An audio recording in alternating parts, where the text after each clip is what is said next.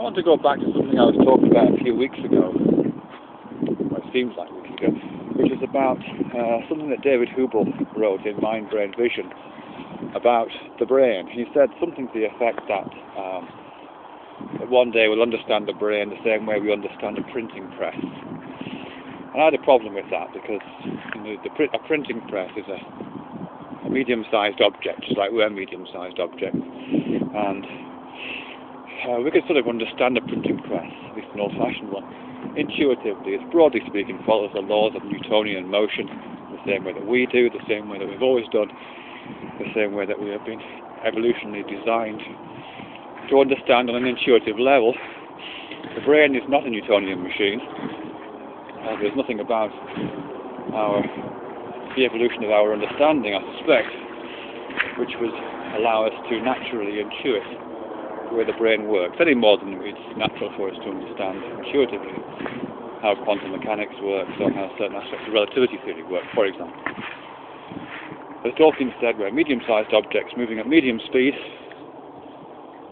Printing press is also a medium-sized object moving at medium speed, and the brain is most certainly not. So that's my problem with that. What I wanted to make this distinction here with is, and I think I've probably mentioned this before, I'm trying to work my way through it, is the distinction between the brain and the mind. Obviously the mind and the brain are intimately linked. The brain causes the mind, or something like that, or certainly the mind is certainly supervenient on brain. I don't think there's much doubt about that. But what kind of a machine is the mind? Is the mind like a printing press, in the sense that is it a medium-sized object moving at medium speed, or is it some strange quantum or relativistic mechanism? I think it's very interesting that, to the extent that mind is talked about these days, it's almost talked about in relation to brain science, neuroscience. The great psychological and psychoanalytic theories of mind, which spread throughout the 20th century, tend not to be talked about quite that much. I'm thinking of Freud's model, Jung, Klein, a whole range of others really. William James spoke about the mind. When these people speak about the mind, or spoke about the mind, it tends to be described as a kind of machine. And what's more, it tends to be talked about as a sort of comprehensible machine. To the extent that we talk about it as a machine at all right now, we talk about it as a computer, but I think that's slightly different. Maybe I'll come on to that. I mean, certainly Freud's model of the mind, not the brain, but the mind, it just looks like a steam engine to me. When I imagine it, it's full of repression, like it's something holding something down, like the pressure's being held in some sort of cylinder, and quite a dark sort of sump at the bottom there where these repressed energies are located. It's full of drives, this machine, just like a drive shaft in an old steam engine. I'm imagining flywheels and governors spinning around, superego, like a governor on the top of a steam engine. So it's a completely Newtonian machine, I think, the engine that Freud constructed. And similar to a certain extent Jung's. Obviously it isn't as mechanistic.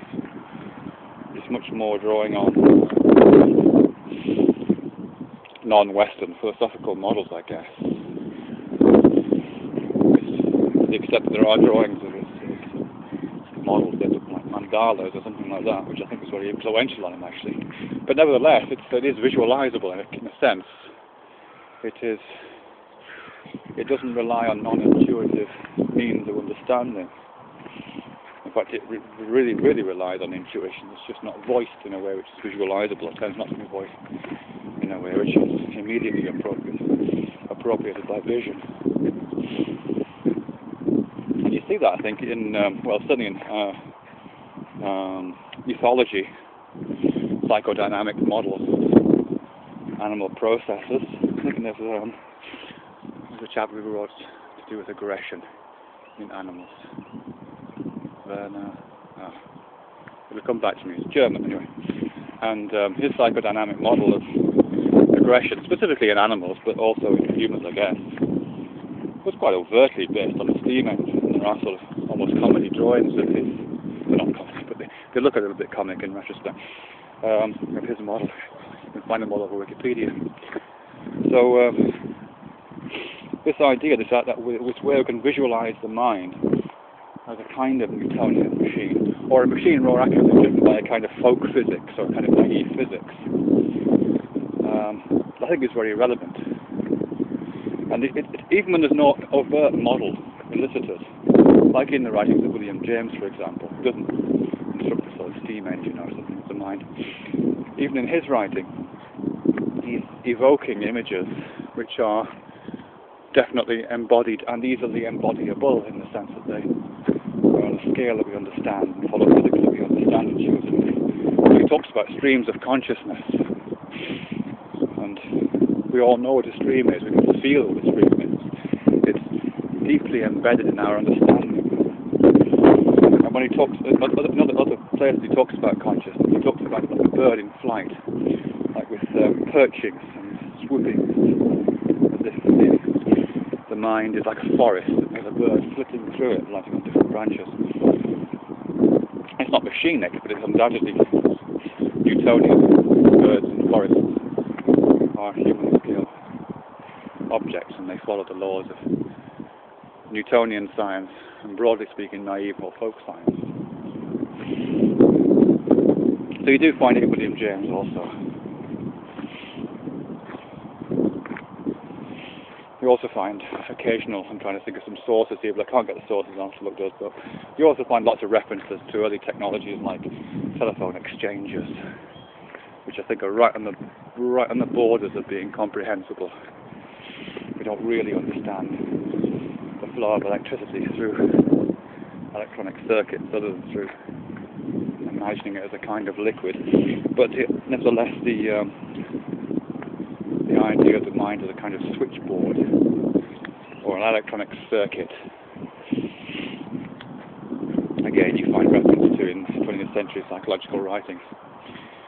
Towards the back end of the 20th century, but beyond behaviorism, and behaviorism is really interesting because you do get very clear analogies to levers and pulleys and weights and so on.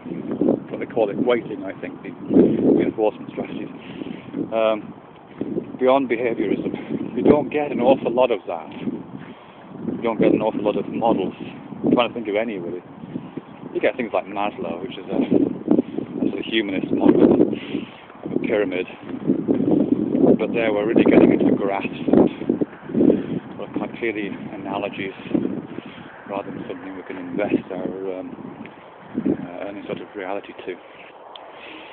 But beyond that, we don't really have a model of the mind that we feel comfortable with. I guess because of what we're seeing as a kind of disjunction between an intuitive understanding of mind based in Newtonian or naive physics and a more realistic understanding of brain, which just simply isn't based in those physics. There's always going to be a disparity. So why is that? If the mind is constrained to a Newtonian explanation in the way that our ability to directly experience the world is pretty much constrained to Newtonian or naive physics, does that mean that the mind itself is necessarily Newtonian? Or folk physical, if I can use that term? Does it mean that's what it is?